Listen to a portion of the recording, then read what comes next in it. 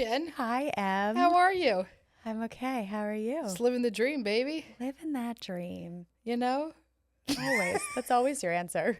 You never actually know how she's doing. Yeah. Because, like, what's the dream today? Well, that's a good point, right? The dream could change, right? Because some days my dream is to survive. Yes. And other days my dream is to thrive. And you'll never know the fucking difference. And I really don't either most of the time. Whoa. Know yourself, grow yourself. But I like the idea of it. It's living my dream. Yes. Although I'm saying living the dream. But, right. The dream is the dream to you. In this Everyone's dreams are different. But then wouldn't it be living my dream? Yeah, but that sounds, Let's try that on. Let's try that on for size. You ready? How you doing? Living my dream. Doesn't sound good. No. It sounds kind of empowered. It's living my dream. Let me try it. Jen, how are you? Living my dream. Right? It's hard to take us seriously. I think because we don't talk like that. Yeah, probably not. Okay. I have a question though. Yeah. It's a really good intro question today that I ready. really cannot wait to hear what you have to say. What's something trivial that you think is worth spending money on that not everyone does? Example, candles. I think the more expensive ones are worth it. Candles is a good one. Candles is a really good one. Hair products. Mine is like food delivery. Oh, wow. Like mine's anything to make my life more convenient. Okay, here's another example. Like air conditioning. I don't think that's trivial. But you know how some people are like, open my husband. Same thing with my husband. Did your husband grow up with air conditioning? Mine didn't. Yes, but he didn't turn it on. He just gave them fans. So my husband didn't have air conditioning growing up. So like he thinks that I'm obscene that I like want the air conditioning on. Like this is like a whole thing in our marriage. He calls me icebox queen. Yeah, no, I need it. I need that is something I'm like, in order to feel comfortable in my own home, if the bill goes up, the bill goes up. We also live in a very humid area. Yeah, we do. Right? In the summertime, like I am not good in the heat. I am not good. Jen, I'm going to tell you something right now. Yeah, this might be hard for you to hear. I know. Can I say it before you say it? I know it. I know it. I know what you're going to say. I'm not good in weather extremes of weather at all. I know. I'm really like unless it is a perfect 73 and sunny. Not even a question. Jen, you're not honestly good in most of it. I'm the Goldilocks of weather. That's what they call me on the streets. On the streets. They're like, there she is, Goldilocks of weather. That would be a great street name. Yeah, it would. Yeah. Good rapper name. It's going to launch my rapping career. Goldilocks, but you could do like X's at the end. Yeah, that's cool. That's dope, right? Like 3 X's? Then I think you're a mattress actress. Yeah. Also, not a bad mattress actress name. Goldilocks. Oh my God, I bet there are so many porns. It's like a like not too big, not too small, just right. There's bullshit that is. There's not. Nikki, Google that. What? Nikki said she's not Googling it. She's like, I understand. Like straight up. It's not. You know that exists. It's not even. What's that called? Rule 54 or whatever. That any fucked up thing that you can imagine is already on the internet. Yeah, I didn't know that there's a name for that, but I believe like that. Double teamed. Yeah. I'm sure. It's you know what I love when people like, I was listening to your podcast with my kids in the car, and I'm like, what the You're fuck like, is wrong with no, because some episodes are like, they're a little cleaner. No fucking episode. No. I think my mouth at no episode. Have we ever had a single fucking episode that I don't sound like this? Now just curse. We have an explicit rating for a reason. Yeah. We lose sponsors. We cannot. Listen, we get the sponsors that are right for us. Yeah, but I'm just saying, if I would keep my mouth shut, we could get more. But we sure can't. Honestly. Because they said, you think you can't not curse? And I said, no. I literally don't think I can say that to you guys. I'm not going to lie. No, we're going to be our authentic, cursing selves. And I am. It's not too much. It's not too little. It's just right. It's just right. Just like the weather. The Goldilocks. And Goldie Cox. Oh my God, that's definitely it's not even a question. What took us so long to figure that out? That's 100% what it is. And there's probably 50 versions. There's a million of you them. have an idea like that. You're like, obviously somebody already did it, but like, why wasn't it me, man? Let me tell you something. No one's going to believe me. I thought of Uber before it happened. I swear to God, I was in New York. I'm not going to tell you what year it is because I'm sure Uber already existed. But I thought to myself, it would be so great if instead of me hailing a taxi, I could just have an app. And you know what I did? Nothing. Because it was probably already invented. It was probably already invented. And but didn't you used to call, like in Philly, so like. That was Philly, after. Yeah, remember in like Philly 2010, you called. Yeah, what's that taxi? It's like. It's definitely still in my phone as Philly Taxi. Yeah, you called. You called up like the little station, you know, little guy and a little. Kind of like, remember when you used to call Mr. Movie Phone? Yes, and then you just sit and wait. Yes. For many a things. And then he would tell you. Mr. Movie Bone, I bet, is also a porn. Right? Don't you think? Not even a question. You like call Mr. Movie Bone up, and it's like a sex worker. Remember that movie? Remember Knocked Up when they're like spend like all these years and all their money developing this site, and someone was like, and it already existed. That would happen to us. That's not even a question. We had an idea a while ago, and then we Googled it, and someone else had already done it. I just think we're too slow. But then they kind of fell off, and we were like, maybe we could come back in and revive this. Then we put no effort into it. Because we're busy and we're tired. I actually can't even remember which idea it was. We have ideas constantly that we revive and then they die. We resuscitate them. The follow-through is so bad. We have too much on our plates. Okay? We have ideas, but poor execution. I really think if it's a good one, we'll execute it. Like a good porn. Like a good porn. Goldie Cox and Mr. Movie Bone. The Mr. Movie Bone is good.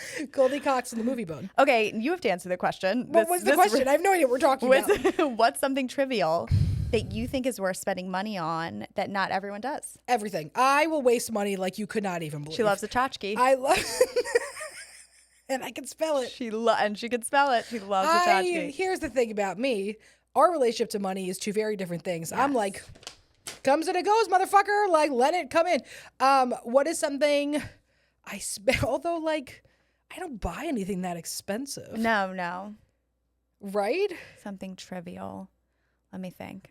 Listen, as we talk through the episode, I feel like for a long time I didn't spend any money on my hair. Now my wonderful hairdresser Corinne, she has really mainly because she will yell at me. Yeah. And I do really good with a threat. Yeah.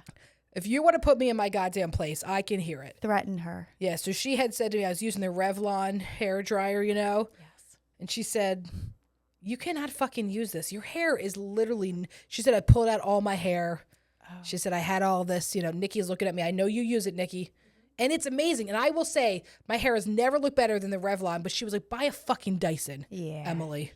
Yeah. Because it was breaking the shit out of my hair. But my hair looks so good with it. You know, that's... So hair care is what I will actually spend money on. And good color. You know what I mean? Like, I will spend money on... Yeah. Hair care is the best. Hair care is like big for me when you are a fake-ass millennial blonde. So Dyson the other day posted an April Fool's what was joke, and it was amazing. It was like a tiny little Dyson for your eyebrows. That's pretty funny. And honestly, I saw it and I was like, cool. And I was looking. What was it, $1,600? No, How much did it cost? Didn't tell you the price. But it was, there were so many comments under it that were like, I would buy that. It was like a little Dyson that you like got your eyebrows up. Honestly, like not a bad idea. Maybe they'll make it now that they got so many comments. That would be fucking hysterical. I know. It was so small. I'll send it to you. Yeah, so that's me. I like that. Do you want to hear what my daughter, the April Fool's joke was in my daughter's class? Yeah. My daughter's kindergarten teacher is like such a quintessential kindergarten teacher. Yeah. Right? Like, so I like see her drop off. She's like, do you want to hear what the prank is today? And I was like, totally, dude. She was like, I cut out E's from a brown piece of paper. Brown E's. And I'm going to say to the kids, I have brownies. And I was like and I said, that is amazing. And my kid definitely won't get it. And so, did they understand? And I said, so can you videotape it? She did. A bunch of the kids did get it. My kid's like, huh? She's holding in her hand. She's like, do I get a brownie? Like, she's like so confused. Could not get it right. She feels like like a kind of a difficult thing for kindergartners. No, to get. Apparently most of them did get it. Okay. Not mine. You want to know why? She lives up here. She don't live in here. I love that. This is it. That. Right? One time, Natalie, the astrologer, said, oh, you're going to spend your whole life trying to get that kid down to earth. Wow. Just chasing her. Wow. And that has been really what this relationship has been like. That's so beautiful. I don't know what any of this has to do with anything besides Dysons and porn. Let's talk more about porn. Sorry. Yeah, okay. we could. How to grow together as a couple through life transitions. That's so many questions. People going through a lot of transitions. Yes. Someone said, how to grow through life when my significant other doesn't grow and change, stays the same because it's easier. Here's what I'll say. Personal growth doesn't always happen in sync. Sometimes your partner needs a little push, right? To say, listen, I'm doing all this work. It's important to me that you do this work, but in the end, we don't have control over someone else's decisions. Well, the question is, right, are you growing in the same direction, even if it's not at the same speed? Yes. I think that's something that happens too when people start their therapeutic work is they're like, I'm learning so much. And it's like your eyes are open to so much in the relationship and about your life. And you're getting... And you can get like a high from it. Yeah, you get so much from it. And then when you look at other people who aren't doing that work, you're like, why? I feel that way about people because I fucking love therapy and I think it's so helpful. And obviously we see how helpful it is. Yeah. That's why I'll talk about therapy to everyone. But I think that that's a piece of it too, is like you get such a high from like doing this work sometimes where you're like, I am learning so much and I have done so much self-development. And then you look at someone who you're so close to and you see them not doing the same work. And you're like, what in the hell is going on? Sometimes you feel like, okay, that's the only way we can connect, right? As if like they're in this with me. So I guess that's my question is like, is this about your partner growing or is it about connection? Because if you're looking for connection, are there other ways to get it, right? Or like what's not working about your partner not growing in some way or staying the same? How's that affecting your relationship? That would be my question for this person. Yeah. How to know when to leave versus toughing out a rough patch. I wish that we could give you a very simple formula for this. Yeah. The worst part that I'm going to say is like, you have to listen to yourself with this, right? Yeah. Like, are you someone who typically bails easily? And so for me, my immediate response is flee. Yeah. At all times. Me too. Run out. Me too. I'm out. Yeah, me too. I'm like, so I have to know that about myself. So for me, I have to actively think about toughing out rough spots. Yeah. Because I'm quick to just get out of there. And for some of us, though, we overstay in discomfort. So which one are you? That's going to matter a lot, is where is your homeostasis? Yeah. And then how do you fight against that? Yeah. And I think when you encounter your first rough spot in your relationship, it can feel really destabilizing. Once you get through a bunch of rough spots and you bring yourselves back together, you're like, oh, we can get through this. Yeah. You know, like the more you do it, the longer you're in a relationship and you go through rough spots and you bring yourselves back together. And it also is like so much less jarring. It's so much less jarring. I've been married for almost 10 years. Yeah, that's wild. And like the reaction at the beginning, very different than the reaction now. Yeah. Yeah, like, same. Disconnected this week. See you next. Yeah, exactly. Try it again tomorrow. The more you practice going in and out of connection and disconnection, the less destabilizing it is over time to be disconnected, because you figure out what the tools are to bring yourselves back into connection. So like when me and my husband feel disconnected, I'm like, can we go on a date? Like, I know that that's so simple and it's like such a cliche answer, but every time we go on a date, it's so beautiful though. It's true. Every time we go on a date, so much more connected. Yeah. It's hard to stay connected when you have so much going on in your lives. So the key there is not to stay connected at all times.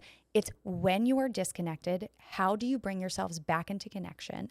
How do you talk about the disconnection? How do you put it out there? How do you acknowledge it and say, okay, well, what do we need to do to bring ourselves back together? And you can't be the only one doing that work. Yeah. You know, it's so funny. I tell this funny story from today, which is, so my husband recently got a bonus at work, which is like a big deal. Very exciting, right? We were laughing though, because, you know, after taxes, you actually get nothing. Yeah. Fun. That's life, right? But a few years ago, he was in a really difficult time in his job. It was feeling very unfulfilled with work and kept saying like, well, this is the highest I can get. This is the most money I'll ever make. This is the best situation. Everything else is going to be horrible. And I kept being like, I don't fucking believe this. And finally it got so bad. He ended up quitting his job on a whim. Like called me one day. He's like, I have to quit right now. I love that for him. We're very lucky that I'm in a very stable situation. So like it worked out okay. He ended up taking a year off. He was a stay-at-home dad, saved us a ton of fucking money, honestly. And it worked out great. But, so we're texting today and he's like talking about this bonus. And I just said, hey, I just want you to know that like 2022 Aaron would be very proud of 2005 Aaron, that he like took this risk. And he said, okay, well, 2017 Aaron is very proud of 2025 Emily. And I said in 2012, Emily and Aaron would think like, wow, look how much they've got it. And he said, and then 2025 Emily and Aaron would say, and they really fucking are tired and they thought this would feel better than it does. But like, how nice is it that you can like acknowledge? So it was like that? very funny to like sit here and be like, oh, like we've been together for all this time, right? Like, and like, I mean, we've been together for 15, 16 years. Yeah. And so for us to sit here and to say like, you know, what's so funny is like, right, like 16 years ago, we would never believe that we'd like have a kid and dogs and this nice home and these two careers. And we probably thought that, you know, it would be more exciting. And honestly, it's quite tiring. It's exhausting. Right? Like, so I think you have these idea about what life is going to look like and how free you're going to feel. And then you're like, oh, well, it's actually like a lot of responsibility, like own a home and have a kid and have dogs and like all this shit. And so I love this question that somebody wrote in, which is they say, how to maintain a connection as new parents. I just want to dissociate. Yeah. That's valid. It is so hard becoming new parents together. Yeah. And you have to so intentionally and actively create like new routines and rituals together. Yeah. Because your whole world just exploded. Nothing is ever the same again. And it really fucks with you. People don't talk about like the creating new rituals and routines enough. Like, of course, like that, you look at it and you're like, okay, that feels obvious. Yeah, it does. Right. But I think sometimes you don't even realize what your rituals and routines are until they're disrupted. It feels obvious, but it doesn't feel intuitive. Yeah. So you know what I mean? So when I say it, you're like, oh, duh. But like intuitively, you don't feel that, especially like when you're new parents and you're like, I'm just trying to get this baby on a schedule. Yeah. I'm trying to get them down and they got to eat at a certain time. Like it doesn't even feel possible to have a date night together. Right. When you're like trying to also like get stability in another way. And I think like with a baby, you're trying to get stability because it feels so out of control because there is no routine like with children, especially infants. And so then it's not intuitive to do it differently. Yeah. Right. You're just focusing on surviving. Yeah. Makes sense. Someone wrote, there's a lot of questions about this. Pregnant with my first baby and been having a lot of anxiety about the transition. Yeah. Yeah. Do you also know that perinatal anxiety affects 1 in 5 women? I believe that. Hormonally, you're going nuts. I'm surprised it's not higher, honestly. I mean, it's self-reported, so like it definitely is higher. Right. People are like, I'm not anxious. Right.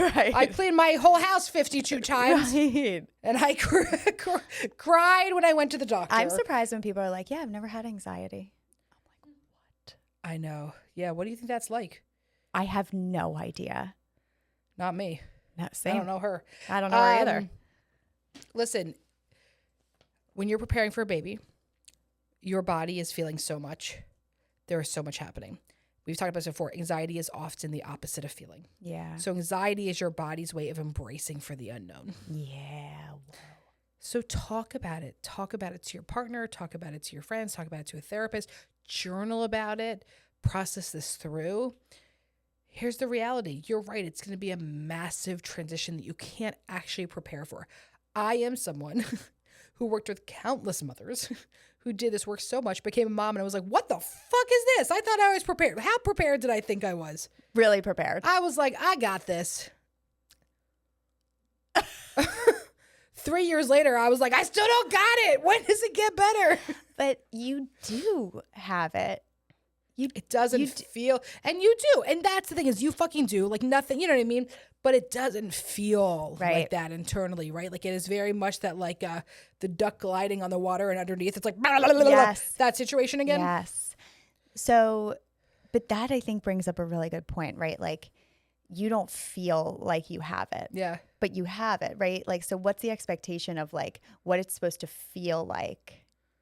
Yeah. When you know what's so funny is I remember one time 6 weeks postpartum and it was like a really nice, I had Millie in February, right? So it was like one of those nice days. You know those nice days where like you got to go out. Yes. Because you're like, it's so nice, right? Especially with a kid. So I have 6 weeks postpartum. I'm out to lunch. You know, I run into is Gina Cunningham. Gina Cunningham is a great pelvic floor physical therapist. We've had her, you know, years ago, we've had her on this podcast. She's great. And I run into her and her husband. I'd never met the husband before. I run into them and he goes, how old? And I go, oh, she's 6 weeks. And he goes, just get through 8. Oh, he looks me deep in the eye and goes, just get through the first 8. And I'm like, oh, shit. So then in my head, I was like, okay, just got to get to the first 8. Right? I don't know where. Like, why 8? Well, a lot of times I started to have a better sleep routine at 8. Like sleep through the night. I'm going to say that to you at every, I'm going to be like, how long? You're like 6. I'll be like, just get through the first 8. Just get through the first 8. And then when you get through the first 8, I'll be like, just get through the 12. You just keep adding on. I'm just going to keep adding on. Yeah, and then I'll just keep being like, okay. Basically, like all these mass recordings were like only 10 only, more. Right, 1 million more. Only, yeah. Did you feel encouraged by that? I did. There was something about it. I think also because he looked me dead in the eye and was like, this is bad. You know, like the way he didn't say those words, he just looked at me and was like, just get through the first 8. He like saw you. What he was saying in my soul was, I know. Yeah. Just survive, right? Like, and so there was something super validating about that, especially from a man. Yeah. Right? Because women are saying it to each other. Yeah. So there was something very validating. I don't think I've ever told Gina that story. I should tell her. She just had a 3rd baby. He's probably like, just get through the first 8. He said it to her, saying it to her. Just get through the first 8. You know, I see that. This is so, you know, this is not the same thing, but I see that with puppies too on the street. Like people are like, oh my God, like puppy, like so cute. Are you loving it? Listen, you know, people will like run up to pup. It's so hard. I've said this a million times and people never like that I say this. Having a puppy is just as bad as having a newborn. People definitely do not like that. They do not like that. But and I get it because you could, you know, also crate the puppy for a long time. You can't do that to a baby. But I'm just saying that feeling if I have totally ruined my life that you get after having a puppy. Yeah. You feel the same thing. I say that. So I say that to people with puppies. Is I'll be like, I'll be like, are you exhausted? Except for the puppies, you're like, wait, 2 years. Yeah, no, it'll get better. Yeah, you're like 2.5 years. Just get through for the first puppy. 2 years. That's well. Kids at least, you know what else I think happens? You know, like kids start smiling around like 8 to 12 weeks, and I think then you start getting something back. Well, puppies and are then adorable. You're like, they're adorable, but they're biting the shit out of you. They're ruining your shit. They're shitting everywhere. I said the other day, Aaron was sweeping, and I said, you know, why did we stop using that Roomba? We had one of those nice Roombas we never use. You should use it. And I was like, why don't we use that? And he was like, yeah, why don't we use it? He was like, oh, we stopped using it when Dolly Parton was shitting all over the floor, and we were worried that the Roomba was going to just pick up her shit and go everywhere. That's fair. And usually, most people don't say Dolly Parton was shitting all over the floor, but then name your dog Dolly Parton, you'll see where you end up with there. A lot of these questions. Baby coming in July. How do we prepare for life to be rocketed individually and as a couple? You can't. I love that every single answer is. Here's what you could do. Name it to tame it. Talk about it makes it less scary. Prepare for some things. Get your support system set up. Right? Talk shit through now. Yeah. But preparing is you can mentally prepare and emotionally prepare, and you try to relationally prepare. We think if we're prepared enough, it's going to make it better. And either way, there's no preparing for a storm.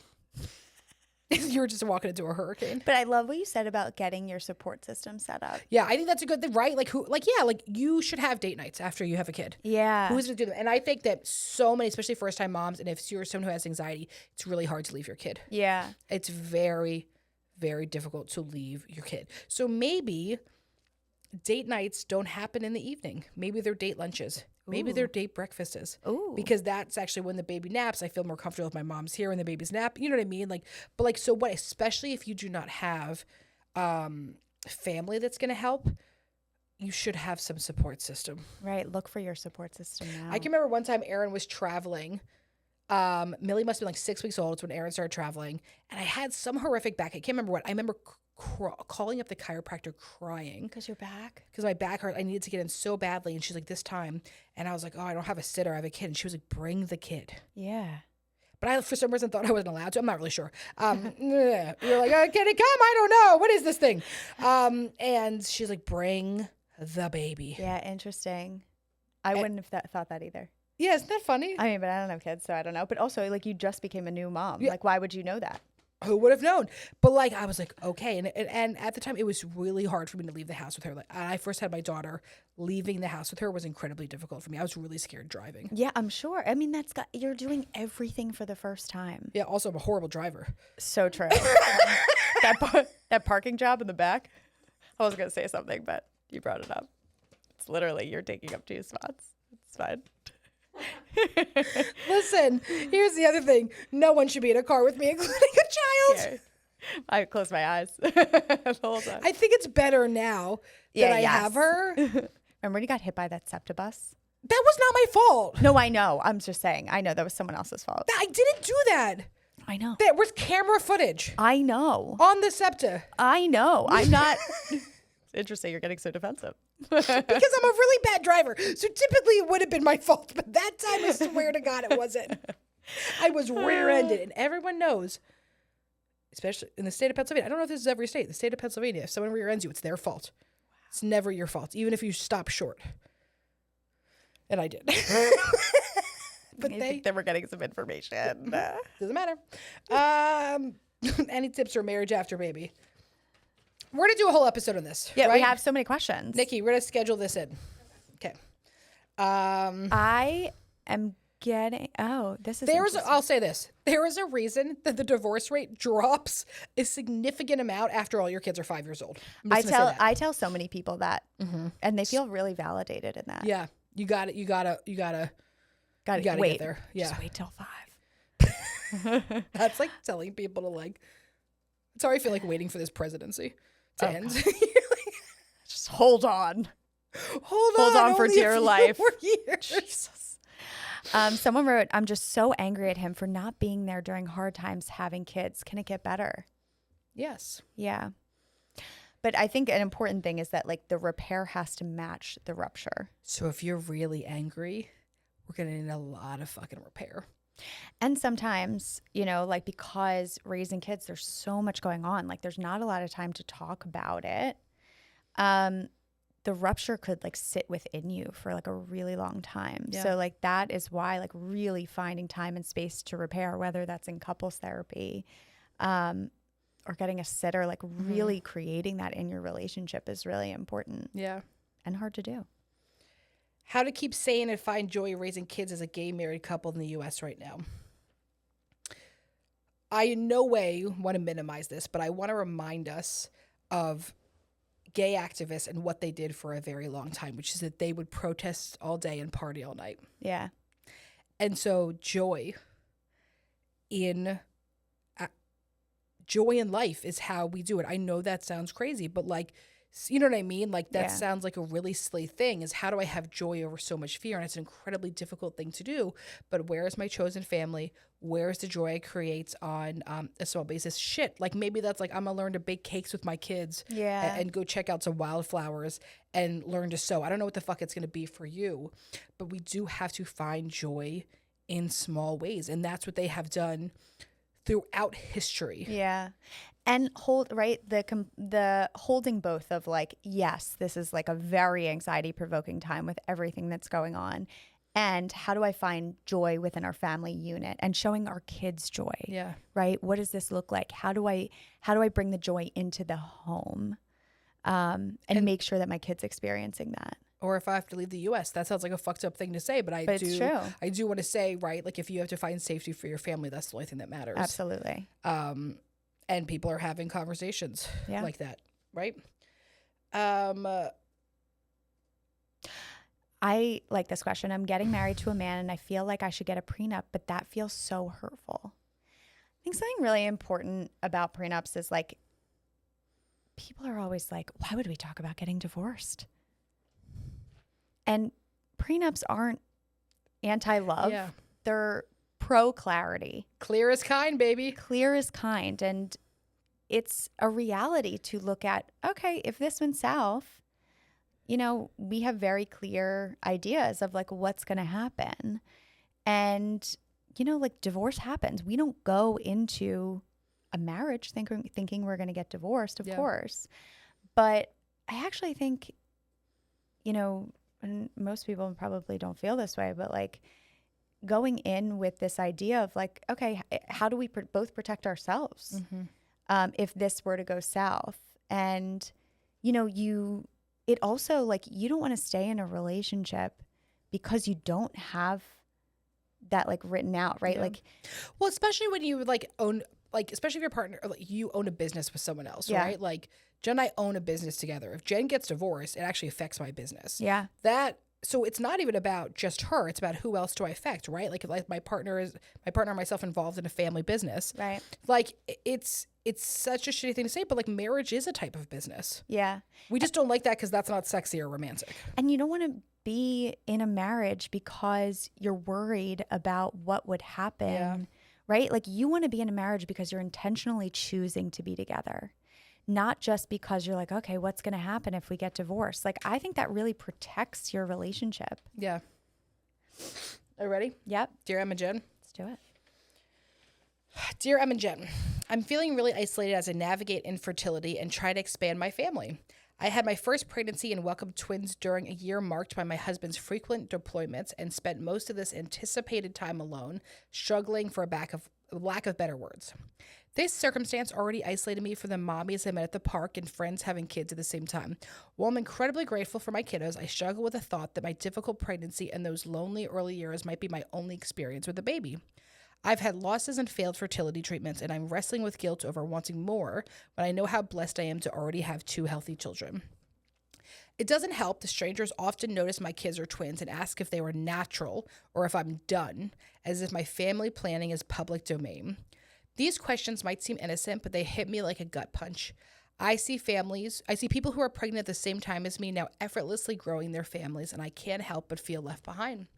My family's reaction has only amplified these feelings. My mom, in particular, doesn't understand what I'm going through. She constantly confuses IVF with IUI and asks if I'm doing those injection things, only to follow it up with fear-mongering comments about how it could cause cancer.